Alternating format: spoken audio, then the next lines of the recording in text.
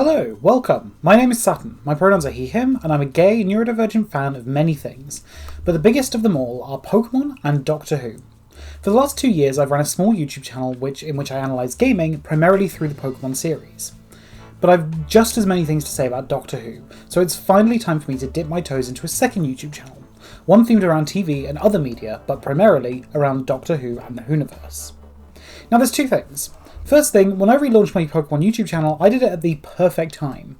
It happened at the back end of February 2024, when all the rumours of the next games were happening, so making a video on Unova remakes was a guaranteed hit. Then using that brief surge of hype to create a video on the game they actually revealed created enough of a surge that kept going on for about a year and a half. Doctor Who's not quite in that position right now. Sort of. Right now, we're coming off of a very frustrating era of the show. When Russell T Davies showed back up, I wanted to be excited. I was excited for a good 2 years after they announced it. We all really wanted it to be incredible. But 3 years later, and we've got the most confusing and disappointing and frankly tone-deaf era of the show in more than 60 years of history. Well, maybe there was one slightly more confusing era, but we'll get back to that. But Russell has confirmed that within the next couple of weeks we will be getting an announcement of some sorts. And there are a lot of rumours piling up. But this isn't about any of those rumours. The rumours and all of the stuff that's happening, that can come next week.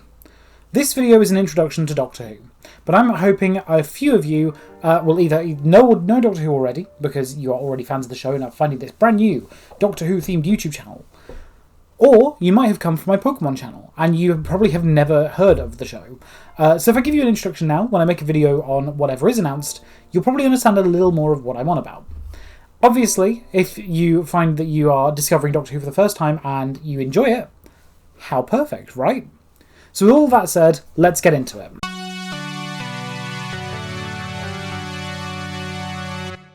November 23rd, 1963.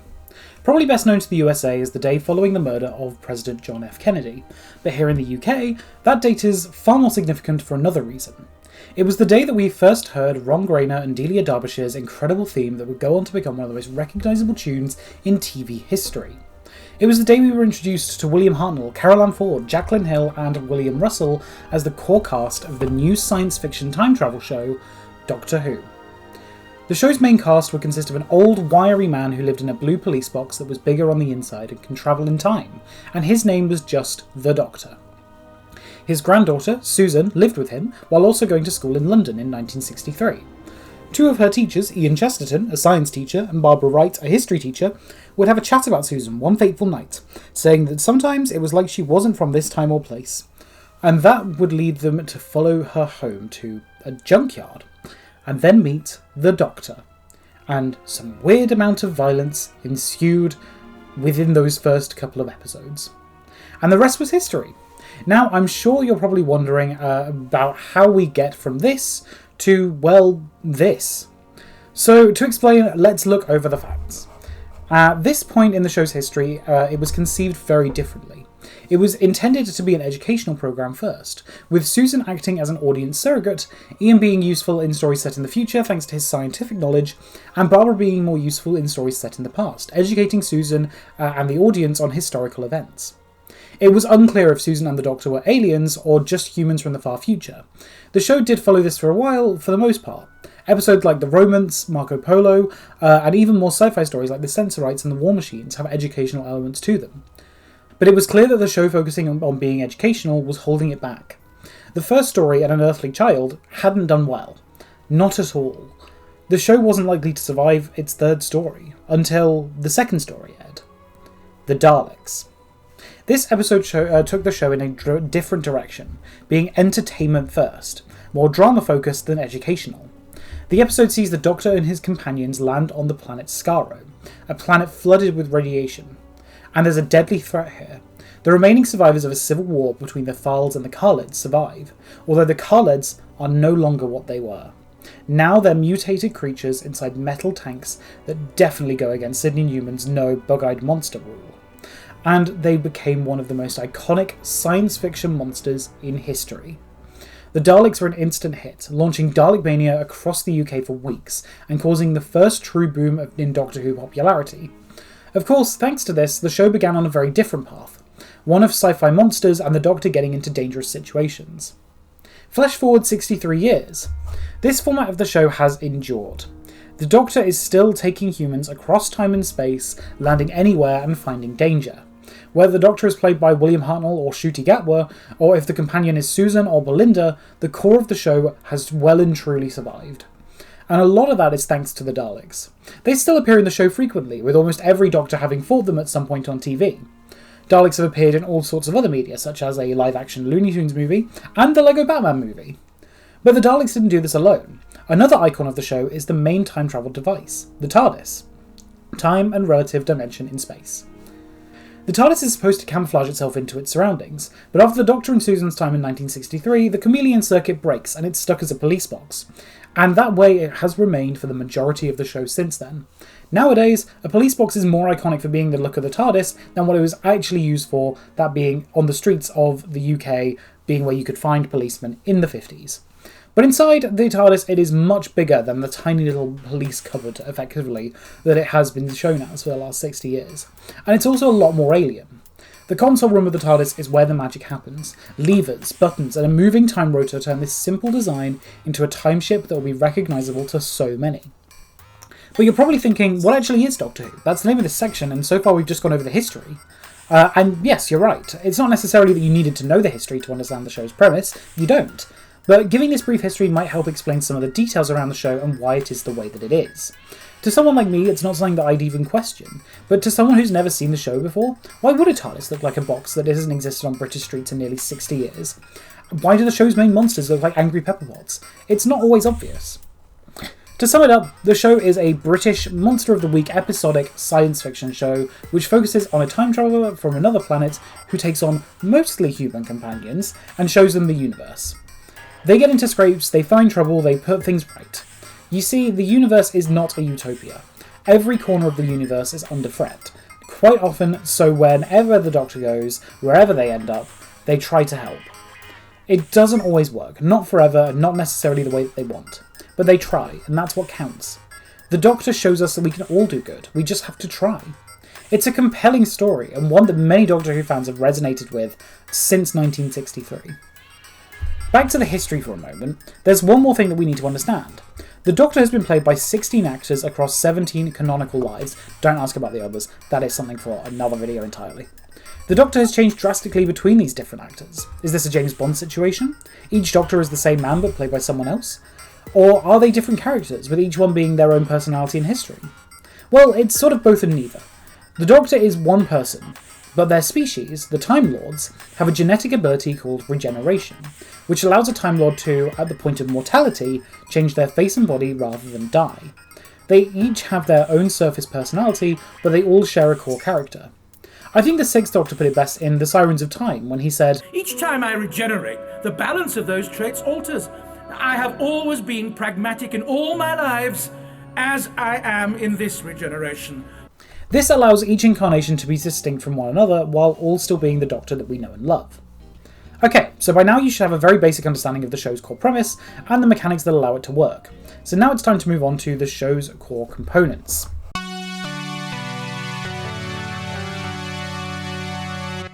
I mentioned before that the Doctor usually travels with one or more companion. Most of the time they're human, and not always, but they're usually from the UK around the time that the show is airing. Companions act as audience surrogates, asking the questions, getting into trouble and helping the Doctor out. And some of the best companions are able to hold the Doctor to account and stand on equal footing with them, being just as instrumental to saving the day as them, and sometimes saving them from the danger that they're in. Companions have ranged across the show's history. Originally, the Doctor travelled with a trio, the three I mentioned earlier, and after Carol Ann Ford left the show in the Dalek Invasion of Earth, the production team were very keen to keep this dynamic, so they introduced Vicky, played by Maureen O'Brien, to another young girl for the Doctor, Ian and Barbara to educate. But pretty quickly, the dynamic would change. More recently, since the Sixth Doctor's era, the Doctor tends to travel with just one companion at a time. There are exceptions to this, such as with Amy and Rory in Series 6 and 7, Bill and Nardole in Series 10, Yaz, Graham and Ryan in Series 11 and 12, and then Yaz and Dan in Series 13. But producers seem to have found it easier to balance the Doctor with just one co-star rather than lots. Oftentimes, this has given the companions a better time to be fleshed out, becoming stronger characters in their own right. Just think about characters like Clara, Rose, Ace and Sarah Jane. All companions that are absolutely beloved, primarily because they got the time to become more fleshed out characters rather than being a small cog in a larger machine. But they're not always modern day humans. The Doctor has travelled with people from across time and space. Take Romana, for example, a companion closest to the Doctor in many ways, as she's a Time Lady, the same species as the Doctor, and has the same abilities and intellect as him.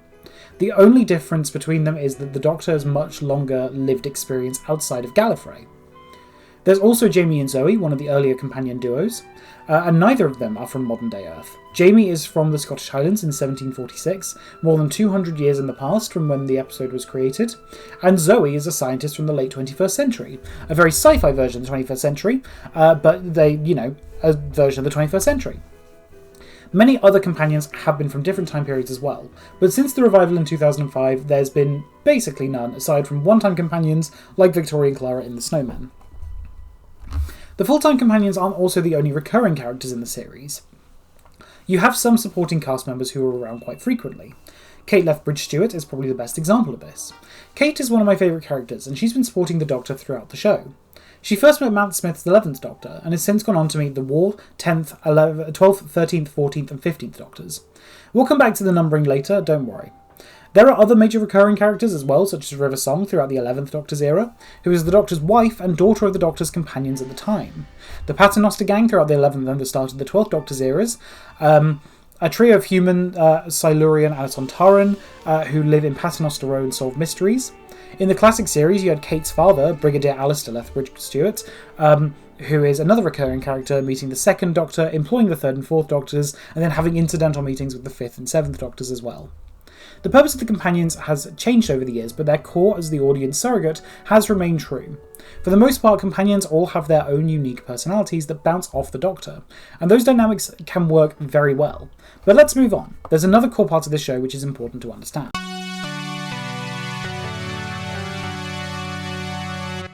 Doctor Who has had success with a Monster of the Week format. Each episode is set in a different time or place with a different problem to solve. You get episodes with literal monsters and others where you have types of villains such as humans and other Time Lords. And sometimes you get more conceptual threats or even stories with no threat whatsoever. So what are the main ones you need to know about? We've already covered the Daleks for the most part, but there is a bit more to share about them. Thanks to their popularity, the Daleks have become incredibly important to the lore of the show. In 2005, when the show returned from a 16-year hiatus, we discovered that what had happened between the classic and new eras was a massive time war between the Time Lords and the Daleks that led to the destruction of both races. Except some Daleks survived, and that means it's never truly over. Since then, the Daleks have remained core villains of the show, featuring in almost every season and being responsible for some of the biggest stories in the show. But they're not the only iconic villain to talk about. Another is the Cybermen. Cybermen are a terrifyingly realistic vision of the future, not robots, but people who consistently augment themselves with technology to the point of losing their humanity. They don't start out looking to become evil, but it always ends that way. Whether you're trying to save your people, build your business, or just keep yourself alive, the Cybermen always end in superiority complexes and the belief that everything should become like them. While the real world isn't quite this dystopian yet, it does sometimes feel as though we're headed in this terrifying direction. The Cybermen first appeared in the first Doctor's final story, The 10th Planet, and have been just as ever-present as the Daleks, and the only classic Doctor Who villain to feature in Doctor Who's spin-off, Torchwood. But you best believe I cannot show any footage of that. If you know, you know. And if you don't know, head to BBC iPlayer or wherever you can find Torchwood in the rest of the world. You might also already be familiar with these nightmarish horror creatures, the Weeping Angels, one of the few monsters created since the 2005 revival to enter the public consciousness. Stephen Moffat created these characters as a low-budget monster for Blink in 2007. These monsters move when unobserved, and if they touch you, you're zapped through time. While many would argue that the Angels have never truly been done better than in Blink, they have had numerous appearances since, against the 11th and 13th Doctors. Oh, and how could we forget a villain, not a monster in the traditional sense, but a character who has plagued the Doctor since their earliest days. The Master, originally a friend of the Doctor's from when they both studied at the Academy in Gallifrey's Capitol, now a deranged psychopath who wishes to rule, destroy, and have total control. Like the Doctor, the Master has lived many lives, with many different faces and many different personalities. From the suave Roger Delgado to the rage and insanity of Sacha Dhawan, the Master has clashed with the Doctor throughout the show's history. Probably the closest thing to the Doctor has to a villain of equal strength and intellect to himself, the Master has been behind some of the most devious schemes that the Doctor has had to deal with, such as in 2007's The Last of the Time Lords and the Sound of Drums, where the Master becomes Prime Minister of the UK, staged First Contact, then killed 10% of Earth's population, or 2022's Power of the Doctor, which saw the Master ally himself with the Daleks and Cybermen, deface paintings, kill seismologists, and quite literally become Rasputin in service of forcing the Doctor to regenerate into him. For some reason. Their shared history has also made for some very interesting stories, where they'll often discover hidden secrets of Gallifrey that can make them agree or sometimes push them further away from one another than ever before. Another major villain to highlight are the Time Lords themselves. While they consider themselves to be non-interventionists, and more importantly keepers of time itself, more often than not they find themselves foul of the Doctor and his friends, as they've been known to interfere quite severely, and especially after the Time War have become fearsome warmongers. In the modern era, Rassilon is the primary agitator of the Time Lords, as he was the president during the Time War, and is responsible for much of the horrors that occur during it, at least in the Doctor's eyes. But others like Omega, Barusa, and the Celestial Intervention Agency are shown to be just as problematic. Even other individual Time Lords like the Rani, the Valiard, and Morbius are some of the Doctor's greatest foes. There are a lot of other iconic enemies in the series, from Sontarans to Zygons. The entire show has such a large catalogue of enemies, it's a wonder that we still get so many original concepts. But now I think it's time I explain the different eras of the show, the classic series, the new series, and the bit between, the Wilderness Years.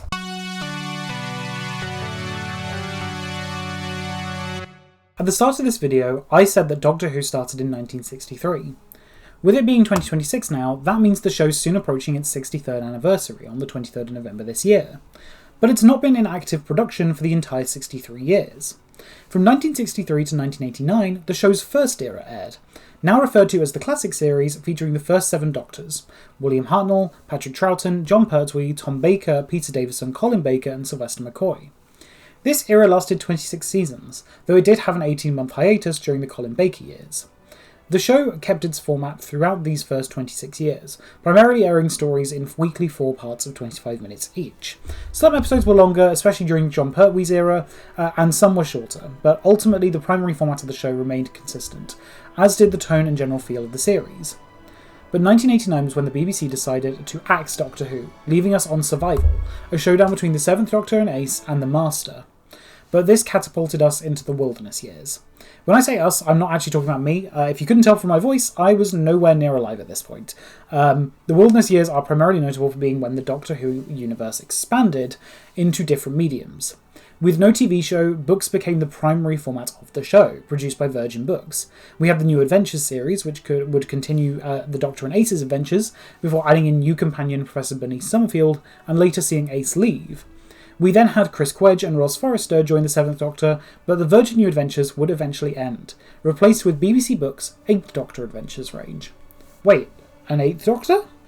Yes, in 1996, one of the only audiovisual pieces of canonical Doctor Who media to be produced in the Wilderness Years was Fox's Doctor Who: The Enemy Within, or just known as Doctor Who, or to most fans, the TV movie.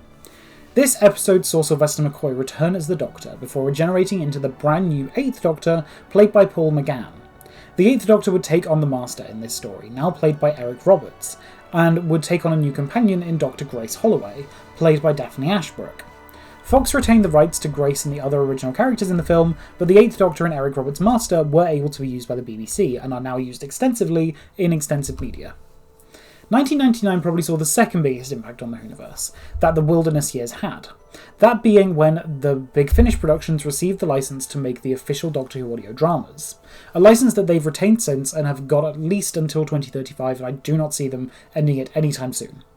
It started with The Sirens of Time, featuring the 5th, 6th and 7th Doctors. That's where that clip I played earlier is from. And since then it's become massive. 275 audios in the monthly range, which ended in 2021, an incredibly expansive era for the 8th Doctor, giving him many companions, large arc-based stories to follow, and even a long Time War section, and countless spin-offs. Big Finish is still actively creating episodes featuring every Doctor from the 1st to the 13th, with most still played by their TV actors. A lot of what's got me through these recent dark times with Doctor Who is Big Finish's incredible output. I mean, we're 2/3 of the way through an incredible series called Dark Gallifrey: The Meddling Monks, which takes cues from WandaVision by trapping the monk and the nun in a BBC Radio 4 drama where they have to be funny or they will die, and the results are absolutely hilarious. Of course! A milkshake won't bring all the boys to the yard. Some of them will be lactose intolerant, and therefore they'll find the offer completely unappealing. And there's so much more where that comes from. Believe me, this channel is going to discuss Big Finish a lot, and I'm not sorry for that in the slightest. Just for a tiny bit of context, the monk and the nun are both Time Lords. They're actually both the same Time Lord. They are two incarnations of the meddling monk who was a first Doctor villain, but they are future incarnations played by Rufus Hound and Gemma Whelan. They are really, really funny. They make a great pair, and this series has been brilliant. But 2005 is when things started to look up for Doctor Who in the general public perception again. Russell T Davies, known for his work on shows like Dark Season and Queer as Folk, was to revive Doctor Who for a brand new audience. This series was the revival that we had all been waiting for. Christopher Eccleston and Billie Piper played the Doctor and new companion Rose, and they made an absolutely fantastic pair. The show became an overnight sensation in the UK, and the popularity only grew when the 9th Doctor regenerated into the 10th, played by David Tennant. This really was Tennant's incredible career break, and one that he put and still puts so much effort into. It got to the point where Russell and David were leaving at the end of Series 4 that the BBC weren't sure if the show would survive.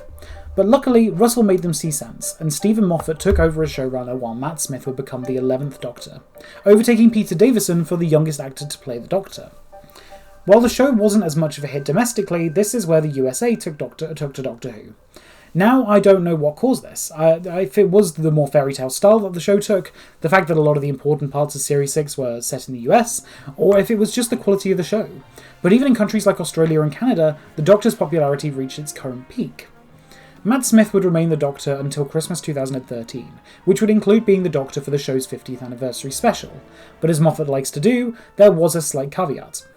For whatever reason, Christopher Eccleston did not return to the Day of the Doctor, despite being potentially interested, and the BBC didn't want Paul McGann to be the focus of the 50th. So instead, Moffat did the only thing he could, and created a new Doctor between the 8th and 9th Doctors. Referred to as the War Doctor, this incarnation, played by John Hurt, wouldn't call himself the Doctor, and would be the primary Doctor who faced the Time War, including being the Doctor who would end the Time War by destroying Gallifrey.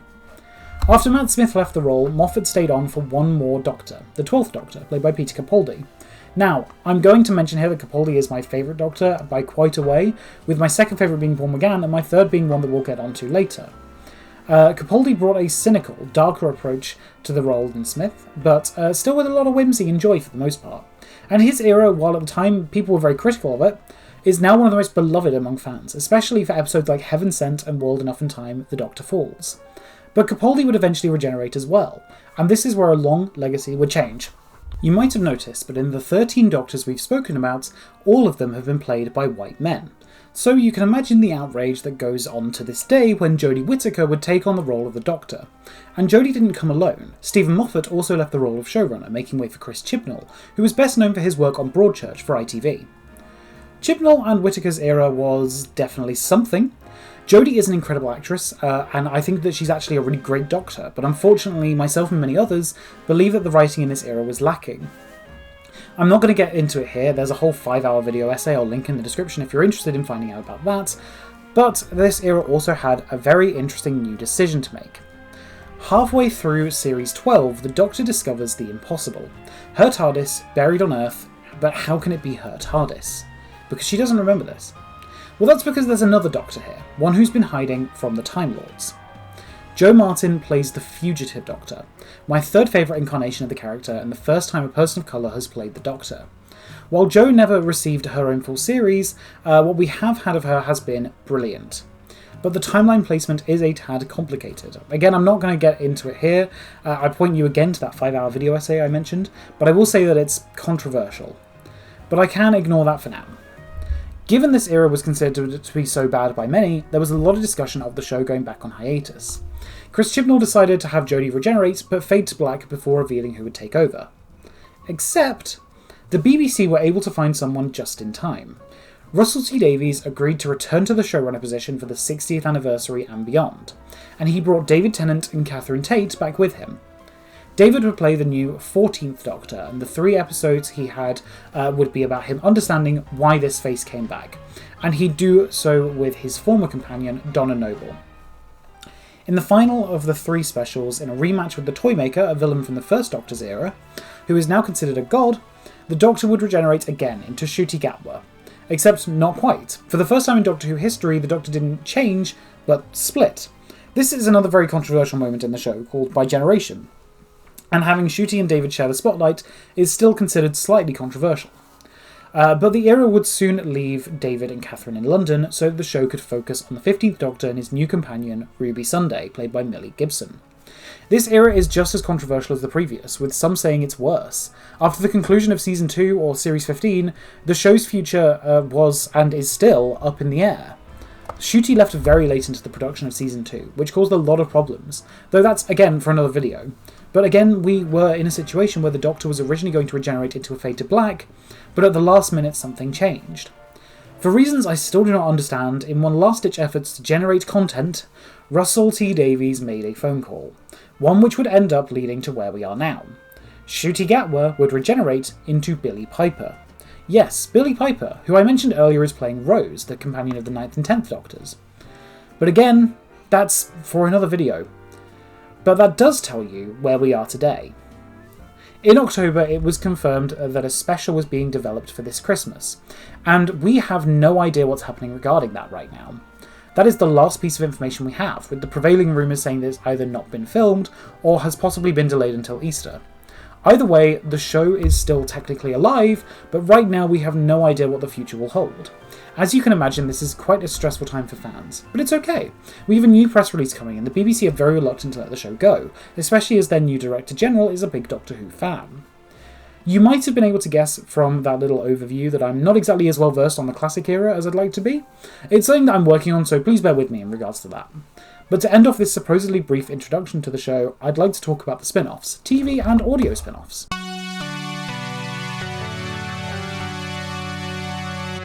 Doctor Who has had a long history of spin-offs, with the first materialising in 1981 and the most recent airing in December of last year. K9 and Company was the show's first spin-off, focusing on robot dog companion K9, voiced by John Leeson, and former companion of the Doctor, Sarah Jane Smith, played by Elizabeth Sladen. This show only ever had one episode, A Girl's Best Friend, which saw the pair investigating cult activity in a small village. This would be the first of 4 major spin-offs for Sarah Jane, and the first of 4 spin-offs to feature K9 as a major character. 3 of them actually overlap, with one being the Sarah Jane Adventures, aimed at a younger audience which would see Sarah Jane as an older woman, joined by 4 teenagers from the local area, including her adopted son, Luke, and a supercomputer called Mr. Smith, as well as K9. All investigating alien incursions from familiar monsters such as the Sontarans and the Slevene, as well as brand new monsters such as the Bane and the Trickster. 2 episodes in the series would see the Doctor appear, specifically the wedding of Sarah Jane Smith and the death of the Doctor, which also saw classic companion Jo Grant, played by Katie Manning, return. While the series was aimed at kids and teenagers, there were still some very serious topics handled, and the show holds up to this day, even as an adult fan, with some great stories and some incredible villains like the Trickster and the Nightmare Man. But that wasn't the only series produced at this time. An adult show was also produced, helmed by Doctor Who's future showrunner, Chris Chibnall. Torchwood followed another of the Doctor's companions, Captain Jack Harkness, and a team of secret agents who work for the royal family, investigating aliens. Gwen Cooper, Yanto Jones, Owen Harper, and Toshiko Sato would all become very popular Whoniverse characters in their own right.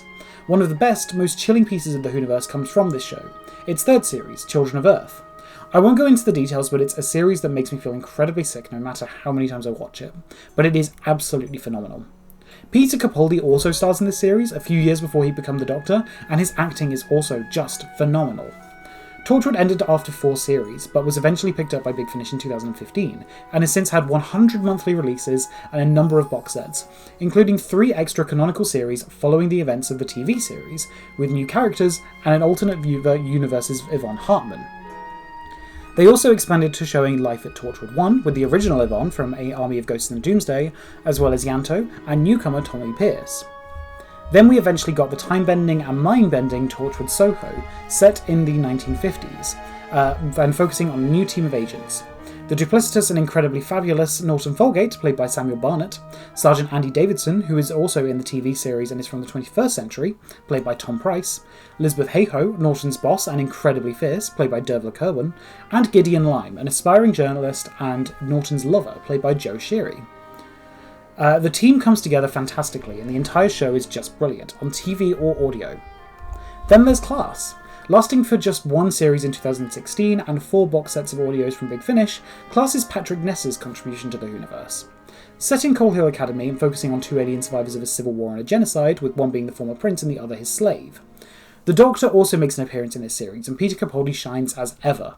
The show sees the team dealing with a lot of terrifying enemies, most of which are completely new to the Whoniverse, but they do also end up teasing a future with the Weeping Angels as the main threat. While I quite like this show, I recognise I'm in the minority there, but a lot of the audios do some really interesting things with the team, especially when Charlie's thrust back into 1963 and into the events of Classic Who story Remembrance of the Daleks, while Miss Quill and Ace have to try and get him back. Finally, in the TV spin-offs department, there's the new series, The War Between the Land and the Sea. This series was doing a good job for a while, with some fantastic moments and a really good concept in my opinion, but the ending is utterly shit. The series focuses on a classic monster, the Sea Devils, now referred to as Homo Aqua, rising from their slumber at the bottom of the ocean to reclaim the Earth. Yeah, they were kinda here before us. You get some very fantastic moments, but also some more questionable ones. It feels like it was aiming for Children of Earth, but it didn't quite meet that mark. They even brought back General Austin Pierce from that series. The series' main cast consists of Russell Tovey as Barclay, a human who suddenly gets thrust into being the ambassador of humanity in these discussions, Gugu Mbatha-Raw as Salt, the Homo Aqua ambassador, and Gemma Redgrave as Kate Lethbridge-Stewart, the head of unit, who I've already covered. The series continues the recent trend of mischaracterizing Kate, but that's a topic for a video in the near future. But aside from that, they kill off a character who I didn't really care for. Then in the literal same moment kill off the perfect replacement for him. I'll be honest, I think I might have glazed episodes 3 and 4 purely because they kill Colonel Ibrahim. In the words of a friend of mine, he was effectively a walking sexy radio. No disrespect to Alexander Devrien, I don't think he was given literally nothing to do until the spin-off. He was literally just given absolutely nothing in the 3 series that he'd been in before this. Where his entire role is basically just in this spin-off to just be Kate's partner, which plays into the mischaracterization I spoke about earlier. But if TV spin-offs don't do it for you, the audios probably will. From series focusing on the Master in different incarnations, to the series exploring UNIT throughout its history, to a great discussion of AI and robotics and ethics, told through the lens of an 8th Doctor companion and a monster from the classic show, as well as spin-offs focusing on past companions, such as Rose Tyler the Dimension Cannon, Smith and Sullivan, and The Diary of River Song. Big Finish has a ton of diversity and a lot to offer in this audio spin-off department. Some of my favourites include the War Master series, one of the most chilling parts of the universe, and Derek Jacobi just does an incredible job. Gallifrey, Time War and War Room, a great exploration of the Time War through the lens of the Time Lords, especially through the eyes of Romana, Narvin and Leela, 2 companions of the 4th Doctor and a character who's been around the Gallifrey series since 2002. And now through Leela, the General Rasmus and Elistra on Gallifrey, and Narvin in the Resistance. The 3rd box set of War Room comes out this month, and I can't wait. It sees the return of Romana for the first time since Time War 4, and as well as reintroducing the War Rassilon, a chilling and perfect incarnation of the Rassilon, played by Richard Armitage. Rani Takes on the World is a continuation of the Sarah Jane adventures, focusing on Rani and Clyde, and even featuring Luke. There are so many more. If you want any recommendations, drop a comment on what kind of genres of media you enjoy, and I might be able to give you a more tailored recommendation. But with that, I think it's time I draw this video to a close. If you've arrived here from my other channel, you can probably tell I've got just as much to say on Doctor Who as I do on Pokemon, and both are fantastic franchises I am very passionate about. This video is a very basic rundown, and there is so much more to talk about, which I'm sure I'll cover more on this channel. Like I said at the top of the video, I intend to do a video covering the upcoming press release around the show, but I've also got numerous other videos planned, so I hope you're looking forward to that. If you've enjoyed this video, I'd be really happy if you subscribe to the channel. I'll try and get videos out every week as best as I can, though no promises, as starting a second channel does add a lot to my workload, and the other one does take priority at the moment. But anyway, with all of that, thank you so much for watching, and until next time, bye!